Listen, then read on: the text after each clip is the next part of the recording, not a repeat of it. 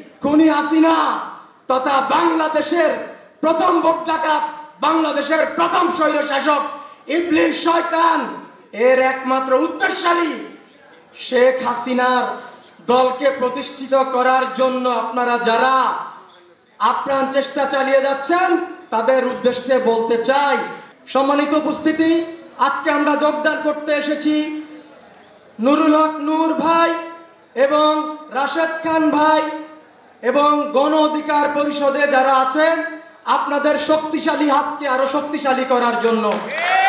আমি বলতে চাই, আমরা যে উদ্দেশ্যে যোগদান করেছি তার প্রথম প্রশ্ন, যারা আওয়ামী লীগকে এই দেশে প্রতিষ্ঠিত করতে চান তাদেরকে আমি প্রশ্ন রাখতে চাই, আপনারা কাদেরকে প্রতিষ্ঠিত করতে চান, কাদেরকে পুনর্বাসিত করতে চান?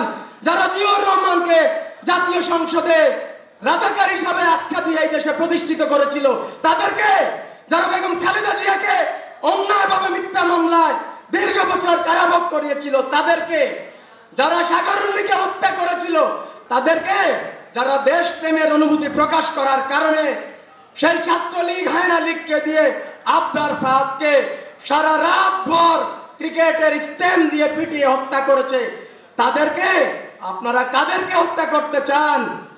যারা ডাকসুর ভিপি নুরুল হক নূর এবং রাশেদ খান সহ বাংলাদেশের আপামর জনগোষ্ঠীতে যারা দেশপ্রেম দেখিয়েছিল, যারা রাজপথে নেমেছিল, যাদের উপর বিগত প্রায় 16 বছর সেই খুনি হাসিনা তথা বাংলাদেশের প্রথম ভোট ডাকাত, বাংলাদেশের প্রথম স্বৈরশাসক ইবলিস শয়তান এর একমাত্র উত্তরসূরি শেখ হাসিনার দলকে প্রতিষ্ঠিত করার জন্য আপনারা যারা আপ্রাণ চেষ্টা চালিয়ে যাচ্ছেন তাদের উদ্দেশ্যে বলতে চাই, গণ অধিকার পরিষদের একজন নেতা কর্মীর শরীরে শেষ রক্তবিন্দু থাকা পর্যন্ত আপনাদের এই লক্ষ্য উদ্দেশ্য কোনোদিন বাংলার মাটিতে বাস্তবায়িত হতে দেওয়া হবে না, হবে না, হবে না।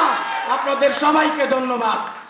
একটা দল থেকে যখন সিনিয়র নেতা নেত্রীরা বেরিয়ে যায় আর একটা দলে অংশগ্রহণ করে তখন আপনাদের বুঝতে হবে যে অবশ্যই আমাদের মনে কোথাও আঘাত আছে, এবং সেই আঘাতটা যখন আমরা পেয়েছি তখন আমরা নিজেরা সিদ্ধান্ত নিয়েছি যে এই আঘাতটা আমরা কোন দলে গেলে আমরা পুষিয়ে নিতে পারবো এবং আমরা এই আঘাতটা পাবো না এবং আমরা জনগণের হয়ে জনগণের স্বার্থে কাজ করতে পারবো। আমরা দীর্ঘদিন আমরা রাজপথে থেকেছি, স্বামী স্ত্রী এবং সন্তান পিতা মাতা সকলকে দেখেছেন আপনারা যে এই 24-এর আন্দোলনে 3 মাসের শিশু পর্যন্ত তার মা কোলে নিয়ে রাস্তায় নেমে এসেছে।